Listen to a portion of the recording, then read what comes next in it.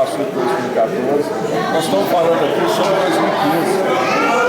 A expectativa da senhora para 2015, como o senhor Evangelho da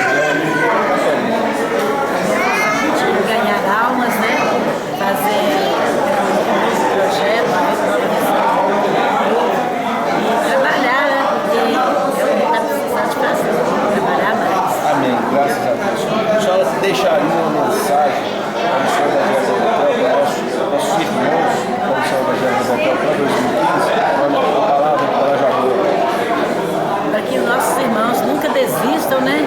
Que sempre estejam firmes naquilo que eles estão fazendo e procurar fazer mais, porque Deus